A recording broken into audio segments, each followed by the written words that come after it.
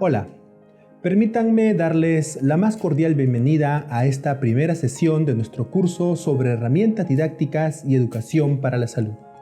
Hoy emprenderemos un fascinante viaje por el tiempo para comprender cómo ha evolucionado el uso de estas herramientas, cuáles han sido los objetivos que se han ido formulando a lo largo de la historia y exploraremos algunos principios fundamentales.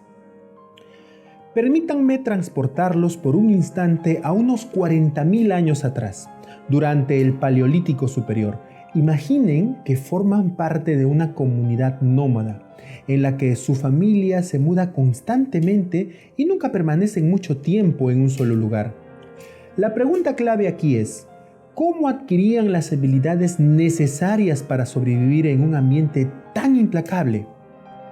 Una de las herramientas didácticas más antiguas que la humanidad ha empleado es la narración oral. Visualicen una escena nocturna, con la comunidad reunida alrededor de una fogata. Probablemente los cazadores y recolectores más experimentados compartían relatos sobre sus hazañas, cómo cazaban enormes mamuts o eludían a los temibles tigres dientes de sable. Además de narrar sus vivencias, estos expertos transmitían información valiosa sobre la geografía y enseñaban habilidades prácticas. Es muy probable que desde temprana edad se les instruyera en la fabricación de herramientas, como lanzas hechas de madera y piedra. Este conocimiento se transmitía mediante la observación, la imitación y la experiencia directa. Imaginen la emoción de encender una fogata por primera vez utilizando solo piedras y ramas, o la satisfacción de aprender a curar heridas y tratar enfermedades con el uso de plantas. Estos eran desafíos monumentales en la lucha por la supervivencia. Otro recurso educativo de gran relevancia en aquella época eran las pinturas rupestres. Estas representaciones artísticas, cuyas evidencias aún perpetúan en nuestros días, eran un medio por el cual nuestros ancestros transmitían su conocimiento de manera más visual y representativa, facilitando una mejor comprensión sobre la casa y el entorno que los rodeaba. Con el advenimiento de la agricultura y la ganadería, aquellas sociedades nómadas que visualizamos anteriormente comenzaron a asentarse, dando lugar a civilizaciones sedentarias que con el tiempo erigieron metrópolis colosales. Un ejemplo sobresaliente es la cultura egipcia. Esta gran civilización floreció alrededor del año 3150 a.C. y se destacó por desarrollar una herramienta didáctica que marcó un hito en la historia de la humanidad: la escritura. Los egipcios crearon una forma temprana de escritura conocida como jeroglíficos, que consistían en una serie de dibujos y signos representando objetos, sonidos o conceptos. Esta innovadora forma de comunicación fue clave para que los arqueólogos pudieran descubrir y entender reliquias antiguas, entre ellas algunos fascinantes documentos sobre medicina antigua, como el papiro de Ebers. Datado aproximadamente en el año 1550 a.C., el papiro de Ebers es uno de los textos médicos más antiguos y mejor conservados que se conocen. Escrito en una escritura hierática, una versión cursiva de los jeroglíficos, contiene alrededor de 700 fórmulas y remedios que oscilan entre lo mágico y lo empírico.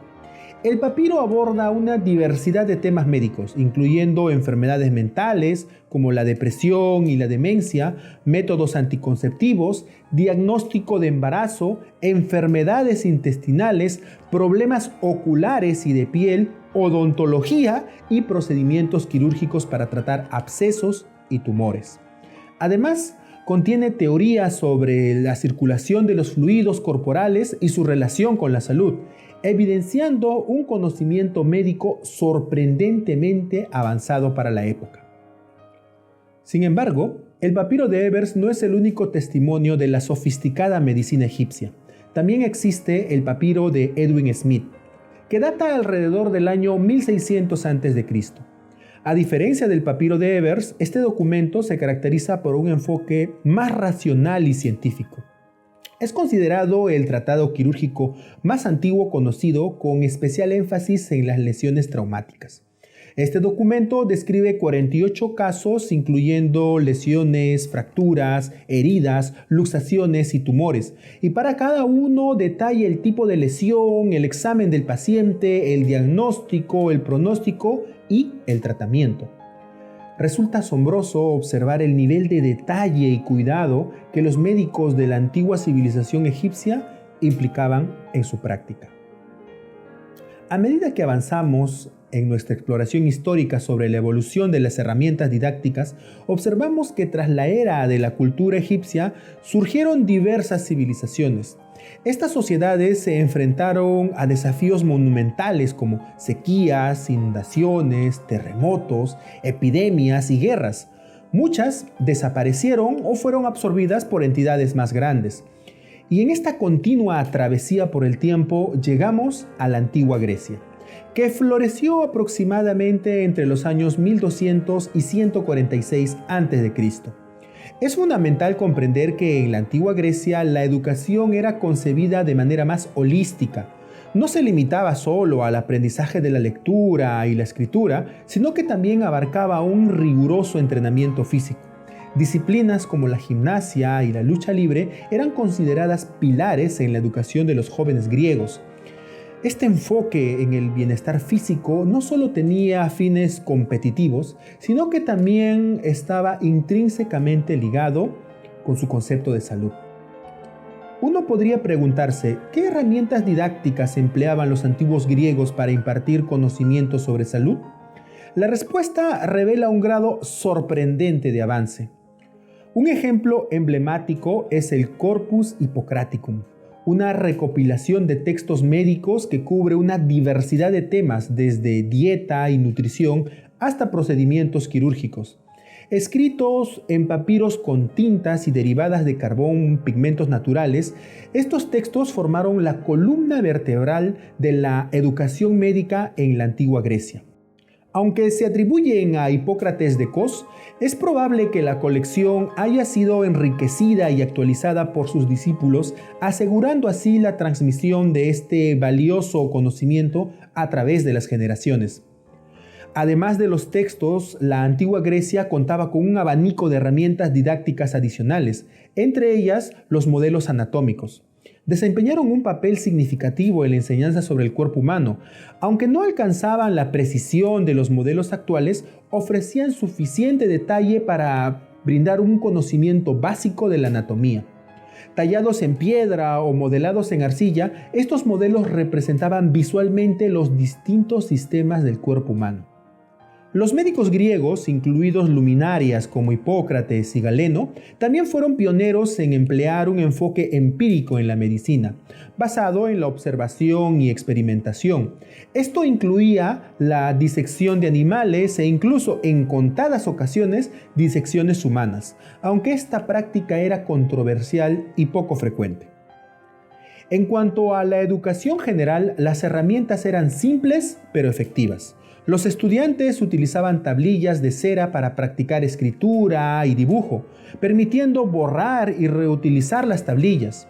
La enseñanza de matemáticas, los antiguos griegos empleaban el ábaco y el astrolabio, facilitando cálculos complejos y la observación astronómica.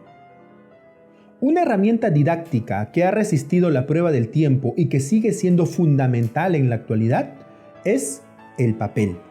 Originario de la antigua China, el papel fue inventado alrededor del siglo II después de Cristo.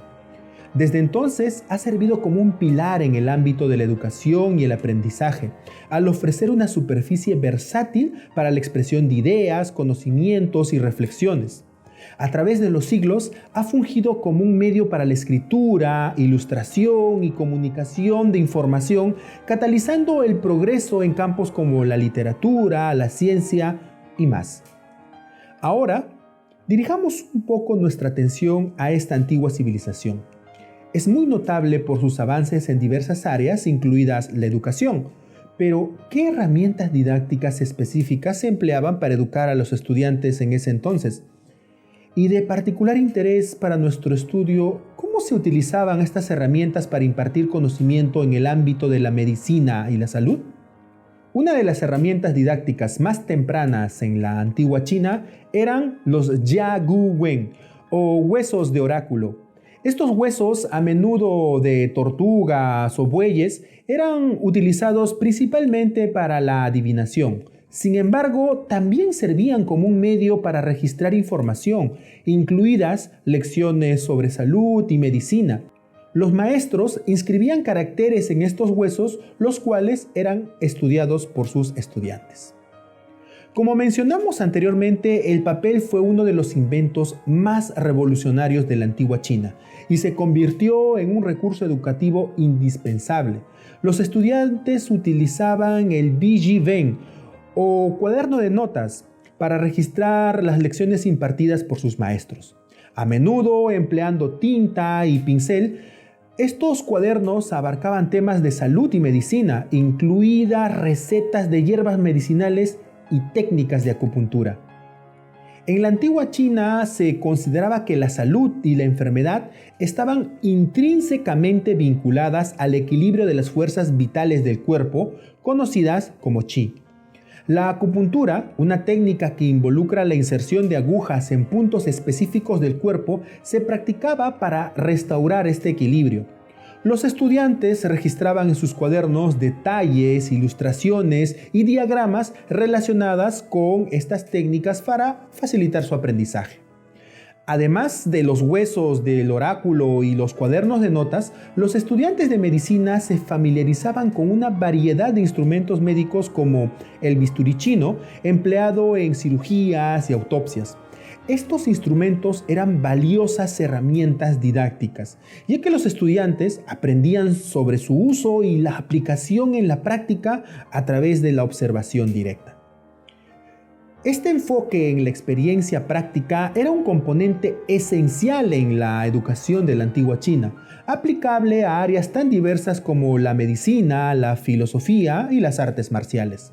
Finalmente, cabe destacar la importancia de los Jing o textos clásicos. Estos eruditos compendios abordaban una amplia gama de temas y constituían un elemento fundamental en la educación china de la época. Entre estos, el Huangji Neijing se destaca como uno de los más célebres. Conocido como el Canon de la medicina china, este texto compila una vasta gama de conocimientos sobre salud y medicina, incluidas teorías de anatomía humana, fisiología, prevención y tratamiento de enfermedades, así como reflexiones sobre la longevidad. Es fascinante observar cómo las herramientas educativas han evolucionado a lo largo de la historia. Tras analizar el papel y otros medios en la antigüedad, ahora nos adentramos en la evolución de una herramienta didáctica emblemática, el libro. Aunque la invención del libro se entrelaza estrechamente con los orígenes de la escritura, el papiro y el papel, fue en la Edad Media cuando su uso comenzó a popularizarse tal como lo conocemos hoy en día. Un periodo de épocas con imágenes de caballeros, castillos y monasterios. En la Edad Media, la educación era un lujo, reservado para unos pocos. Y esto se extendía también para la educación en salud. Pero, ¿cómo se desarrollaba el proceso educativo durante esta época? ¿Qué herramientas didácticas eran empleadas y cómo se transmitían conocimientos críticos en áreas como la medicina y la salud? Iniciemos explorando las herramientas de aprendizaje. Durante la Edad Media, los libros eran tesoros invaluables, pero muy diferentes a los que conocemos hoy en día.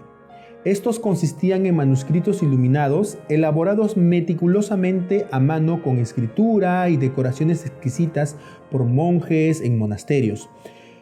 Los manuscritos eran en sí mismos obras de arte y frecuentemente incluían ilustraciones que facilitaban la transmisión de conocimiento, lo cual era vital, dado que muchos estudiantes de la época no sabían leer. Estos manuscritos podían abarcar un amplio espectro de temas, incluyendo filosofía, teología, medicina y salud. Avancemos hacia la metodología de enseñanza de la época. Los maestros, que generalmente eran clérigos o monjes consagrados al estudio y la enseñanza, empleaban una metodología altamente verbal y participativa. Los estudiantes aprendían mediante la recitación de textos y la participación en debates. La educación en medicina y salud resultaba particularmente intrigante. Muchos de los conceptos de la época se fundamentaban en el legado de antiguas civilizaciones griegas y romanas, incluidos pensadores como Hipócrates y Galeno. Los manuscritos médicos abarcaban una amplia variedad de temas desde el diagnóstico y el tratamiento de enfermedades hasta la anatomía y la cirugía. Sin embargo, más allá de los manuscritos existía otra herramienta educativa que desempeñaba un papel fundamental en la educación en salud. Nos referimos a los jardines de hierbas medicinales conocidos como Hortus Simplicium. Estos jardines eran comunes en los monasterios y funcionaban como recursos educativos vivientes. Los estudiantes aprendían sobre propiedades curativas de diversas plantas, así como las técnicas para cultivarlas y preparar remedios. En resumen, la educación en la Europa medieval era un entramado rico y diverso, impregnado de arte, debate y conexión con la naturaleza. Aunque han transcurrido siglos desde entonces, hay mucho que podemos aprender y admirar sobre las técnicas, la belleza y la dedicación que se vertieron en la educación en aquella era. Finalmente avanzamos hasta los siglos XIX y XX, épocas en las que la educación en salud comenzó a adquirir una estructura más definida y formal. Con descubrimientos sobre bacterias y virus, emergieron las vacunas y se establecieron programas de inmunización. Durante estos siglos, la higiene y la prevención de enfermedades adquirieron un renovado enfoque y reconocimiento. Escuelas y espacios comunitarios se convirtieron en escenarios fundamentales para la educación en salud. En la era contemporánea, la educación en salud ha seguido evolucionando, impulsada por el avance tecnológico. Internet y otros medios de comunicación han democratizado el acceso a la información sobre salud, llegando a un público mucho más extenso. Además, la educación en salud ha adoptado un enfoque holístico, concentrándose no solo en la prevención y tratamiento de enfermedades físicas, sino también en el bienestar mental y emocional. En este contexto histórico, cabe resaltar que las herramientas educativas en el ámbito de la salud han experimentado una transformación significativa desde los tiempos del Paleolítico y la Edad Media hasta la actualidad. En la actualidad, comprenden un abanico de recursos, métodos y enfoques diseñados para facilitar la transmisión, asimilación y aplicación de información y conocimientos en salud y bienestar. Estos recursos van desde materiales didácticos tradicionales como figuras y libros hasta tecnologías digitales de vanguardia como aplicaciones y plataformas en línea. Además, abarcan estrategias de comunicación incluyendo charlas, seminarios y campañas de sensibilización orientadas a educar a la comunidad en temáticas específicas de salud. Es fundamental subrayar que estas herramientas están dirigidas no solo a profesionales de salud, sino también a la población en general. Esto se enmarca en un esfuerzo por mantener a las personas informadas y capacitadas en mejores prácticas de salud. Permítanme sintetizar y destacar algunos objetivos clave que hemos abordado hoy en este repaso histórico acerca de la educación para la salud y el papel de las herramientas didácticas en este campo. En primer lugar, es fundamental fomentar el conocimiento y el desarrollo integral en salud. Esto significa ir más allá de la mera impartición de información. Abarca una educación en salud que sea holística, concentrándose en el bienestar general y promoviendo el desarrollo de habilidades prácticas y razonamiento crítico.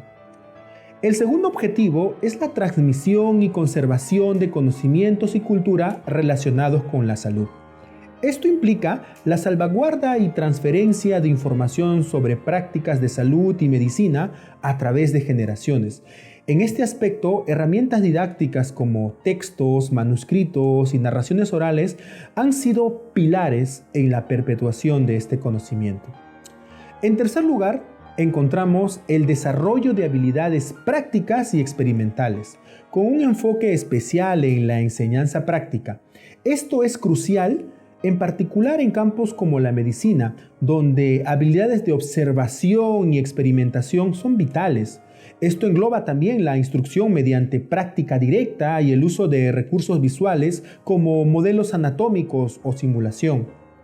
Por último, es imperativo fomentar el pensamiento crítico y la participación activa de los estudiantes. Esto se traduce en empoderarlos para que analicen, cuestionen y debatan información y conceptos sobre salud. Métodos de enseñanza que fomenten la discusión y el compromiso activo son fundamentales aquí. Adicionalmente, es importante enfatizar los principios básicos de la educación para la salud. En primer lugar, hablaremos de la participación. Debemos entender que el protagonista de la educación en salud es el individuo. Necesitamos fomentar un ambiente en el que cada persona se sienta involucrada y comprometida activamente en su propio proceso de aprendizaje. En segundo lugar, la integralidad. No podemos abordar la salud como si se tratase únicamente de la ausencia de enfermedad. Es imperativo proveer un enfoque holístico que incorpore los aspectos físicos, emocionales, sociales y mentales del bienestar. El tercer principio es la continuidad y permanencia. La educación en salud no puede ser un evento aislado, debe ser un proceso continuo, integrado en la vida cotidiana, que permita a las personas adaptarse y crecer a lo largo del tiempo. En cuarto lugar, debemos tener respeto por la diversidad cultural. Vivimos en un mundo maravillosamente diverso. Adaptar la educación para que resuene con las creencias y valores de diferentes culturas es no solo respetuoso, sino también esencial para el éxito de cualquier iniciativa educativa. En quinto lugar, destaco la flexibilidad y adaptabilidad. El mundo cambia, y con él también lo hacen las necesidades de las personas. Debemos estar preparados para personalizar materiales y enfoques educativos para satisfacer estas necesidades cambiantes. En sexto lugar, la utilización de múltiples canales de comunicación. En esta era de la información tenemos una variedad de herramientas y medios a nuestra disposición. Usémoslo de manera inteligente para comunicar información y facilitar el aprendizaje de manera efectiva. El séptimo principio es el enfoque en la prevención. No podemos esperar que surjan problemas para luego reaccionar. Debemos ser proactivos, enfocándonos en la prevención de enfermedades y en la promoción de estilos de vida saludables. Y finalmente, el octavo principio, el fomento de la autonomía. Debemos empoderar a las personas para que sean agentes de cambio en su propia salud, dotándolas de las herramientas y conocimientos necesarios para tomar decisiones informadas. En definitiva, la educación para la salud se encuentra enraizada en un linaje profundo que abarca desde el legado de los tiempos paleolíticos, pasando por la sabiduría plasmada en papiros médicos del antiguo Egipto, hasta alcanzar los innovadores avances en tecnología y medicina de la actualidad. A lo largo de los siglos, hemos presenciado una evolución en las prácticas y métodos, pero el corazón de este campo, mejorar la salud y el bienestar de las comunidades, ha permanecido como un faro inmutable. Esto nos lleva a reflexionar sobre la importancia de la adaptabilidad y la evolución en el enfoque educativo, pero también sobre la esencia inquebrantable de nuestros valores y objetivos. Así como nuestros ancestros forjaron la base sobre el cual construimos nuestro conocimiento, tenemos la responsabilidad de ser custodios conscientes y responsables para las generaciones futuras. Mirando hacia el futuro, nos enfrentamos a un mundo en un constante cambio. Y la educación para la salud debe seguir siendo ágil, adaptándose a los nuevos desafíos y necesidades de las sociedades globales, pero siempre manteniendo un norte claro: la dignidad, el bienestar y el empoderamiento de cada individuo en su camino hacia una vida saludable.